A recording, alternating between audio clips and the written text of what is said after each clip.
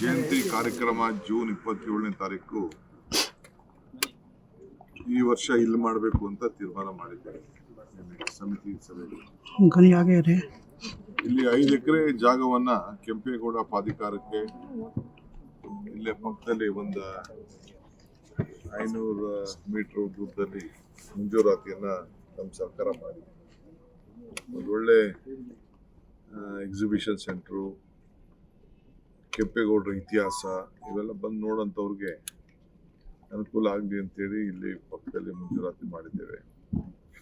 ನಮ್ಮ ಕೆಲವು local leaders, officers, ಕೆಲವೆಲ್ಲ ಜನಪ್ರತಿನಿಧಿಗಳು ಇದು ಪಕ್ಕದಲ್ಲಿರುವಂಥ ನಮ್ಮ ಸೋಷಿಯಲ್ ವೆಲ್ಫೇರ್ ಇಲಾಖೆ ಜಾಗನ ಎಕ್ಸ್ಚೇಂಜ್ ಮಾಡಿ ಅಲ್ಲಿ ಇಟ್ಕೊಂಡು ಇಲ್ಲಿ ಪಕ್ಕದಲ್ಲಾದರೆ ಈ ಹಾಲು ಕೂಡ ಭಾಳ ಭವ್ಯವಾದಂಥ 100 ಕೋಟಿ ರೂಪಾಯಿ ಖರ್ಚು ಮಾಡಿದ್ದಾರೆ. 2 ಹಾಲ್ ಮಾಡೋಂಥ ಅವಶ್ಯಕತೆ ಇಲ್ಲ. ಸಣ್ಣ ಹಾಲ್ ಬೇಕಾದ್ರೆ ಮಾಡಿ ಯಾವ್ದಾದ್ರು ಒಂದು ದೊಡ್ಡ ಕಾರ್ಯಕ್ರಮಕ್ಕೆ ಇದನ್ನು ಕೂಡ ಉಪಯೋಗ ಆಗ್ತದೆ. ಸೊ ಇಲ್ಲಿ ಮುಂದಕ್ಕೂ ರೈಲ್ ಬರ್ತದೆ, ಇಲ್ಲೇ ಒಂದು ಸ್ಟೇಷನ್ ಕ್ರಿಯೇಟ್ ಮಾಡ್ಬೋದು. ಅಲ್ಲೊಂದು ಸ್ಟೇಷನ್ ಇಲ್ಲೊಂದು ಸ್ಟೇಷನ್ ಬೇಡ ಅಂಥೇಳಿ ಕೆಲವು ಸಲಹೆಗಳನ್ನು ಕೊಟ್ಟಿದ್ದಾರೆ. ಸೊ ನಾನು 2 ಸ್ಪಾಟು ನೋಡಿದ್ದೀನಿ. ಮುಖ್ಯಮಂತ್ರಿಗಳಿಗೆ ಕ್ಯಾಬಿನೆಟ್ ಮುಂದೆ ನಾನು ಇದನ್ನ ಪ್ರಸ್ತಾವನೆ ಇಡ್ತೀನಿ. ಸೊ ಅಲ್ಟಿಮೇಟ್ಲಿ ಅದು ಎಲ್ಲಿ ತೀರ್ಮಾನ ಮಾಡ್ತಾರೋ ಸರ್ಕಾರ, ಈಗಿನ ಸೋಷಿಯಲ್ ವೆಲ್ಫೇರ್ ಡಿಪಾರ್ಟ್ಮೆಂಟಿಂದ ಈಗಾಗಲೇ ಬಂದ್ಬಿಟ್ಟಿದೆ ನಮಗೆ. ನಾವು ಪಾಪ ನಮ್ಮ ಕ್ರಿಶ್ಚಿಯನ್ ಇನ್ಸ್ಟಿಟ್ಯೂಷನ್ ಅಂತ ನಾನು ಅವತ್ತು 5 ಎಕರೆ ಇಸ್ಕೊಂಡೆ. ಮುಖ್ಯಮಂತ್ರಿಗಳು ಆಗ ಎಲ್ಲ ಒಪ್ಕೊಂಡು, ಜಾರ್ಜ್ ಅವರೆಲ್ಲ ಸೇರಿ ಒಪ್ಕೊಂಡೆಲ್ಲ ಆಯಿತು. ಅದು ಒಳ್ಳೆ ಜಾಗನೇ, ಎತ್ತರವಾದ ಜಾಗನೇ ಬೇಕು ಅಂತ ಅವ್ರು ಸೆಲೆಕ್ಟ್ ಮಾಡಿ ತಗೊಂಡಿದ್ದು. ಇದು ಚೆನ್ನಾಗಿದೆ, ಅದು ಚೆನ್ನಾಗಿದೆ. ಇದರಲ್ಲಿ ಯಾವುದು ಅಂತ ಕ್ಯಾಬಿನೆಟ್ ಇಟ್ಟು ತೀರ್ಮಾನ ಮಾಡಿ 27ನೇ ತಾರೀಕು ಇಲ್ಲಿ ಕಾರ್ಯಕ್ರಮವನ್ನು ನಡೆಸ್ತಾರೆ. ದೂರ ಬರೋರಿಗೆ ದೂರ ಅಂತಂದ್ರೆ ಬೆಂಗಳೂರು ಬೆಳೆದ್ಬಿಟ್ಟಿದೆ, ಏನ್ ಮಾಡ್ತೀರಾ?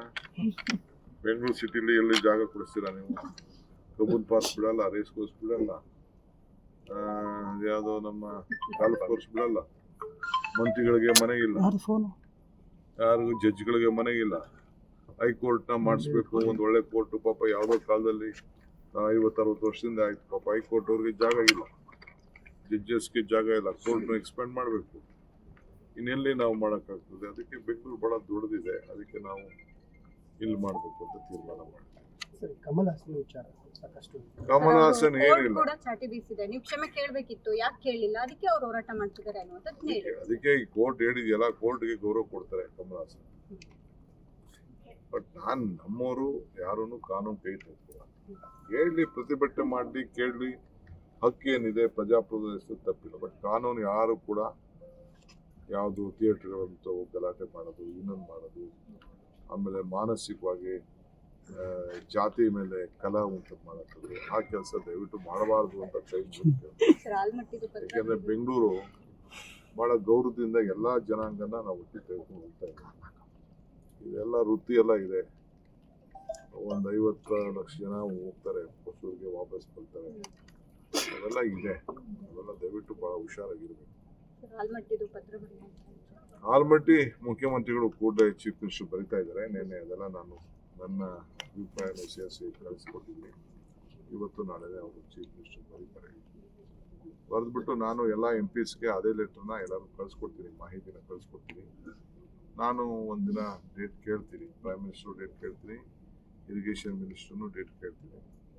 ನಾವೆಲ್ಲ ಹೇಳಿ ಒತ್ತಾಯ ಮಾಡಲೇಬೇಕಾಗ್ತದೆ. ಬಟ್ ಅವರು, ನನಗೆ ಆಶ್ಚರ್ಯ ಆಯಿತು, ಅವರು ಫಡ್ನವೀಸ್ ಭಾಳ ಬುದ್ಧಿವಂತಿದ್ದಾರೆ, ಅವರೇ ಇದಕ್ಕೆ ಸಪೋರ್ಟ್ ಮಾಡಿದ್ದಾರೆ. ಯಾಕೆ ಈ ರೀತಿ ಪತ್ರ ಬರೆದ್ರು ಅಂತ ನನಗೂ ಆಶ್ಚರ್ಯ ಆಗ್ತದೆ. ಎಲ್ಲ ಪ್ರವಾಹ ಬೀಳೋಂಥದ್ದು, ನೀರು ಜಾಸ್ತಿ ಬರ್ತದೆ, ವರ್ಷ ಇರ್ತದೆ. ಅದನ್ನು ದಬಾಯಿಸ್ಬೇಕಾದ ಅವ್ರ ಡ್ಯೂಟಿ, ಅವ್ರ ರಾಜ್ಯದ್ದು, ಅವ್ರು ಮಾಡ್ಬೇಕು. 6ನೇ ತಾರೀಕು ಈ ವಾರದಲ್ಲಿ ನೋಡಪ್ಪ, ನಮ್ಮ ಕೇಂದ್ರ ಸರ್ಕಾರ ಅಲ್ಲಿದೆ, ಆಫೀಸ್ಗಳಲ್ಲಿದೆ, ಎಲ್ಲ ಇದೆ. ಸದ್ಯಕ್ಕೆ ನಂದೇನು ಕಾರ್ಯಕ್ರಮ ಇಲ್ಲ. ಚೀಫ್ ಮಿನಿಸ್ಟರ್ ಒಂದು ಕಾರ್ಯಕ್ರಮ, ಅಲ್ಲಿ ಯಾರನ್ನ ಭೇಟಿ ಮಾಡೋಂಥ ಕಾರ್ಯಕ್ರಮ ಇದೆ. ಏನಾದ್ರು ನಮ್ಮ ಹೈಕಮಾಂಡ್ ಅವ್ರು ಕರೆದ್ರೆ ನಾನು ಹೋಗ್ತೀನಿ. ಬಟ್ ಕೆಲವು ಮಿನಿಸ್ಟರ್ಸ್ನ ಭೇಟಿ ಮಾಡೋಂಥದ್ದು ಇದೆ. ಅದು ಔಟ್ ಟೈಮು ನಾವು ಫಿಕ್ಸ್ ಮಾಡ್ಕೊಂಡು ನಾವು 2 ವರ್ಷ ಸರ್ಕಾರ ಆದಮೇಲೆ ಕ್ಯಾಬಿನೆಟ್ ಎಕ್ಸ್ಟೆಂಡ್ ಆಗುತ್ತೆ ಅನ್ನೋ ಮಾತುಗಳಿತ್ತು ಸರ್. ಸಾಕಷ್ಟು ಶಾಸಕರು ಸಚಿವ ಸ್ಥಾನದ ಆಕಾಂಕ್ಷಿಗಳಿದ್ದಾರೆ. ಎಕ್ಸ್ಪ್ಯಾನ್ಷನ್ ವಿಚಾರ ಏನಾದ್ರು ಚೀಫ್ ಮಿನಿಸ್ಟರ್ ಹೈಕಮಾಂಡ್ ಕೇಳಬೇಕು. ಈ ನಿಗಮ ಮಂಡಳಿಗಳದ್ದು ಬಹಳಷ್ಟು ಪೆಂಡಿಂಗ್ ಇದೆ ಸರ್. ಅದು ಮಾಡ್ತೀವಿ, ಅದನ್ನು ಕೂಡಲೇ ಮೆಂಬರ್ಸ್ ಮಾಡ್ತೀವಿ. ಏನೋ ಒಂದು ಅರ್ಧ ಇದೆ, ಫುಲ್ ಇಲ್ಲ. ವರ್ಕರ್ಸ್ಗೂ ಮಾಡಿದ್ದೀವಿ, ವರ್ಕರ್ಸ್ಗೂ ಮಾಡಿಲ್ವಾ? ನಾನು ಸುಮಾರು 4,000 ಜನಕ್ಕೆ ಗ್ಯಾರಂಟಿ ಕಮಿಟಿನೇ ಮಾಡಿದ್ದೀವಿ. 7,000-8,000 ಜನಕ್ಕೆ ಬೇರೆ ಮೆಂಬರ್ಸ್ನ ಮಾಡಿದ್ದೀವಿ. ಬೇರೆ ಬೇರೆ ಮೆಂಬರ್ಸು ತಾಲೂಕು ಲೆವೆಲೆಲ್ಲ ಮಾಡಿದ್ದೀವಿ. ಸ್ಟೇಟ್ ಲೆವೆಲ್ ಒಂದು 500-600 ಜನಕ್ಕೆ ಮಾಡಬೇಕು. ಅದನ್ನು ಲಿಸ್ಟ್ ಪಟ್ಟಿ ಆಗಿದೆ.